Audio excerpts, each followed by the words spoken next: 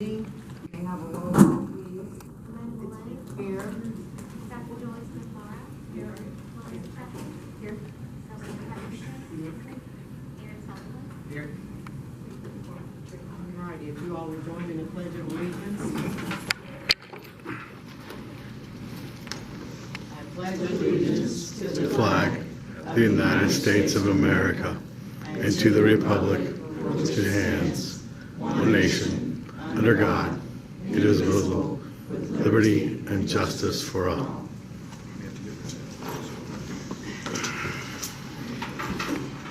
now we'll have another closing.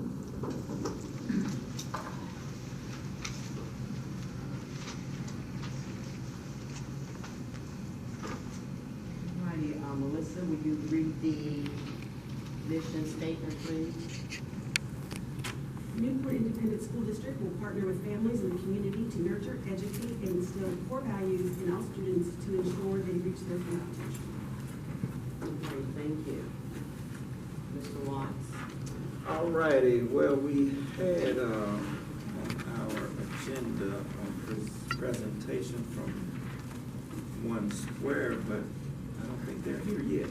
So we will move on in the agenda and start with our presentation. And then we will, we have our visitors from the Educational Task Force here with us tonight. So we'll present some data from the school district to talk about some of the things that were listed in the report. I'll say a few words and then my team will come and present. I have my DPP, share some data about the district, and then the special ed director will share some things, and then one of our directors of curriculum, and then our finance officer. So to start, I just want to say a few things about the report, some things that I shared with the East Row, I guess, a couple Mondays ago now. So to start off, some things in the report we do agree with, and there are some things that we feel aren't reliable or valid. And the reason we say that is KDE applied for a waiver to not use those scores for accountability purposes because they knew the effects of COVID on that data, and some of it wouldn't be valid compared to previous years. All students weren't tested during that time. Again, of course, because of COVID, some of the data is valid, some of it is reliable, but you know, we have to look at all things when we're looking at that. So we have to be careful looking at all of that data. Another thing that I don't feel, and we didn't feel, that is fair to us as a district, not fair to the students, the board, my team, to use that data, because this is my first year as superintendent here at Newport, where we didn't have to plan for COVID when we were opening school. So there are a lot of things that we hadn't had a chance to implement during my first 2 years. So, you know, we didn't expect that data to change much. So moving forward, you know, we should see, you know, more gains. The third thing I want to say about it is, you know, we know our reputation, and everybody in here knows what, you know, people on the outside say about Newport. So that report really doesn't help us change our image. It has a negative effect on us, plus it has a negative effect on our students. So when we're putting things out like that, we have to think about, you know, how are our students gonna react to that, and how does that make them feel. And the reason I bring that up is our salutatorian last year in her speech made the comment about people putting things out about Newport, putting out reports, talking negatively about our schools, and they've never set one foot in our buildings to see what is actually going on. So, you know, think about that when all of this data is being shared, and the effects it has on our students. And again, is that fair to us as a district and our students in the district? And one last thing I'll say about the report is, you know, I've heard, wasn't in all of the presentations, but I heard that it was said that the district leaders didn't care about the data, the school board didn't care about the data, And, we were okay with it. And that's, can't be furthest from the truth. I got all my leaders here in the meeting tonight. They're here because they do care.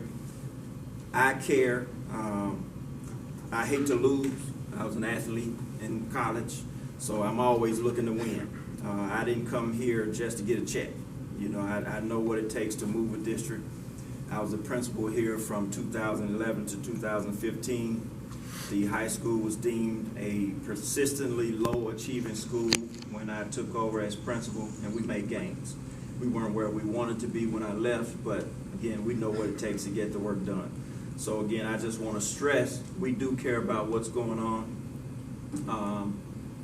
Our vision this year is academic excellence. We always start the year off with a theme song. This year is Michael Jackson's History, and in that song it says every day we're leaving a legacy. So that's what we're trying to do here, change our image, change the reputation of the district, and when we leave, we want to leave a positive legacy. So we do care about what's going on. We want Newport to be the best district possible, and I'm confident and we're going to make gains. So saying that, now we'll just share some data with you, and then we will talk with our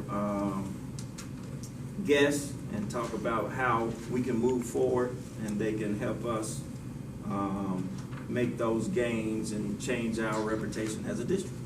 So with that, I think first up, let me get connected. We have our DPP, Jennifer Stewart, will present some data.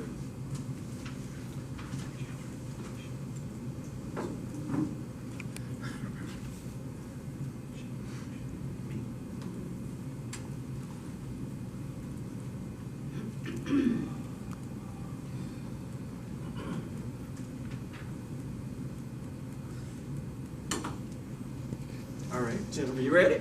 Yes, sir. All right, tell Madam me Chair, when members to- of the board, I'm excited to be here with you tonight. Today is our 12th day of Come up to the instruction. front if you don't mind, please, ma'am.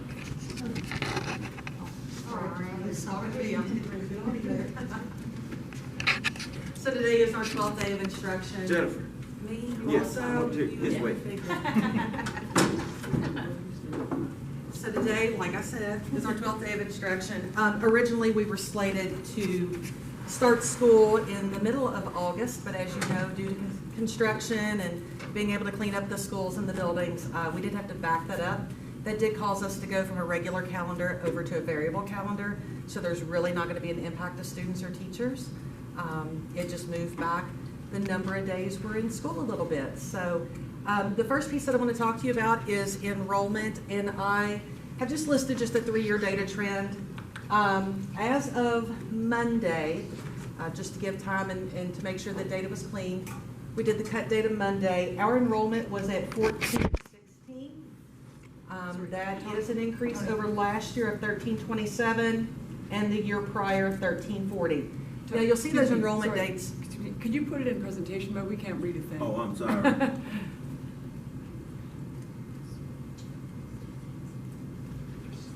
Sorry, Jennifer. Thank you. So this is the data as of day 10. So I went back to each of those calendars and just pulled the 10th day of instruction. That way we can ensure that it's comparative. Our enrollment does fluctuate over the year, so that's just a comparative piece. So we do have some increases there. And then I went ahead and broke down our data for Monday, really just looking at the different grade levels. And I know that this is difficult, to kind of see, but if you will notice the blue there, that's enrollment for 22-23, and I want you really to compare it to the red, that enrollment for 21-22. And what really stuck out to me on this piece of data when we were reviewing, and you notice how it fluctuates.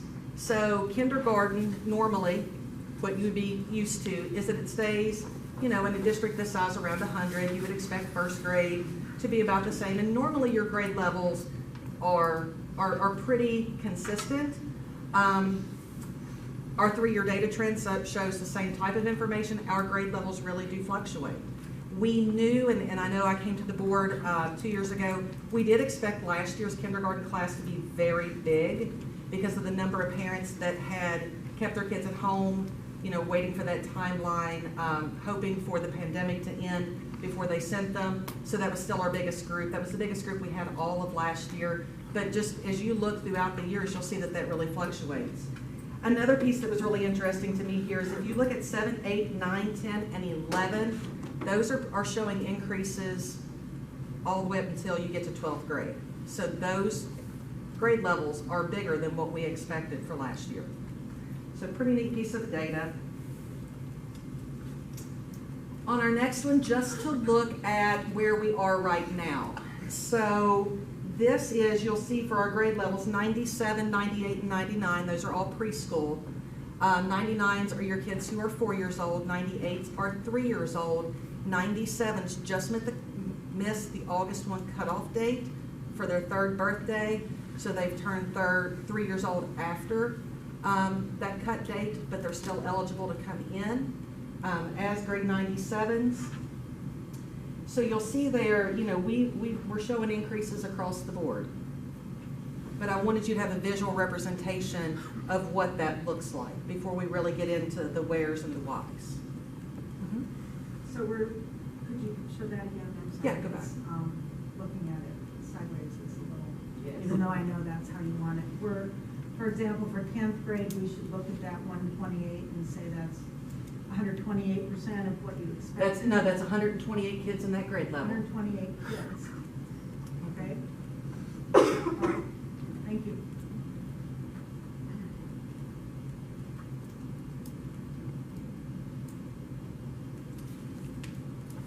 I know that we always look at our McKinney-Vento data. That's information that the board has shared that is important to them. We are currently working on the 22-23 school year. So the current school year, we're working on that. So what happens every June 30th is we end date that special program.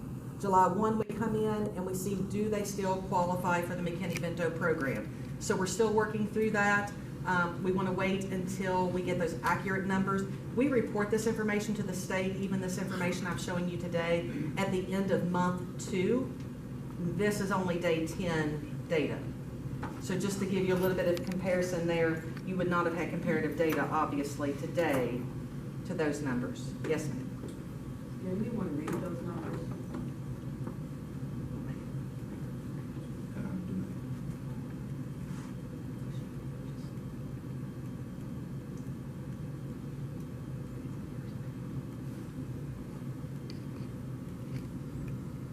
Rusty still I'll go over those with you. So in the 21-22, that's going to be that second column there.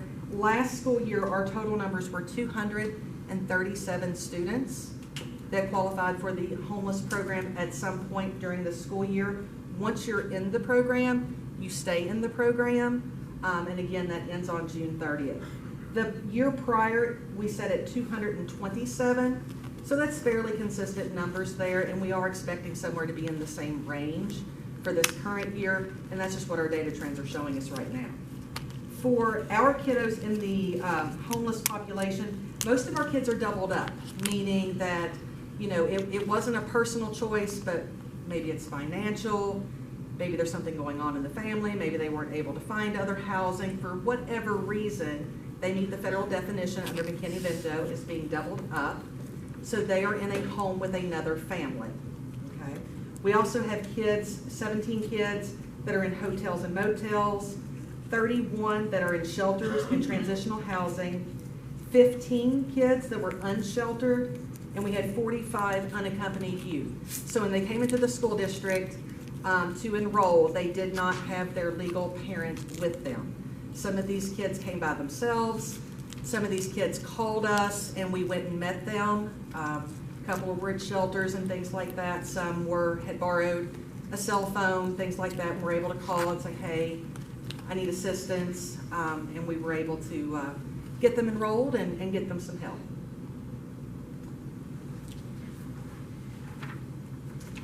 Another piece of data that we have is our gender, race, and ethnicity. So right now we have 690 female students, 729 male students, 273 African American students, 268 Hispanic, 220 two or more races, and 650 white students. Anything that you see blacked out there is less than an N size, so there weren't enough within the groups for it to be reportable and you not to be able to identify who those individuals were. So we are protecting student information there. This piece of data, and I know we've looked at this before, this goes back to the Kentucky Department of Education's district school report cards, and this is going off, I believe it is the 2021 school year. This just shows our membership where Newport then had 1,322 students, and you can see there the comparison between Bellevue, Dayton, and Fort Thomas. You'll also see our diversity piece there, and those are exact numbers, those aren't percentages. And then also with our free and reduced lunch, you'll see that our free and reduced lunch was 91.2%, and that's just to say that our strategies are sometimes different. The way we approach things, sometimes our teaching materials would be different, but I just wanted you to have that there for comparison. Our closest companion there would be Dayton at 70%, and we were setting at 91%. You see our ELL numbers, those are students who qualified for English language services within our district, and you'll see the comparison there. And then also our students with disabilities as compared to other districts. So once the new school report cards come out, and it should be sometime hopefully in mid-October, I'll bring this back to you, and then you'll see the update and see, you know, are we still trending the same direction? Has our information changed? And where are we at in comparison to others? The next piece is our student continuity report, and I know we've really looked long and hard at this. These numbers, I imagine, would be difficult to see. Right now, and this actually pulls from the week prior, so it's going to pull from Friday of the week prior, so Friday of last week. The percent of kids that were continually enrolled at Newport Primary from kindergarten through second grade, that's 67%. So 67% of our second graders right now started with us in kindergarten, they were with us in first grade, and they were with us on the 9th day of school. When we go kindergarten to 5th grade, that number does drop to 41%. So our current 5th graders started with us in kindergarten, and they have been with us in 1st, 2nd, 3rd, 4th, and are now with us in 5th. The next piece of information from the continuity report, continually enrolled for 6th, 7th, and 8th, that number does increase to 68%. And then when we look for our kiddos who started 9th grade here and went to their senior year, 12th grade, our continuity is at 36%. So this year's seniors have been with us 9th, 10th, 11th, and 12th at 36%.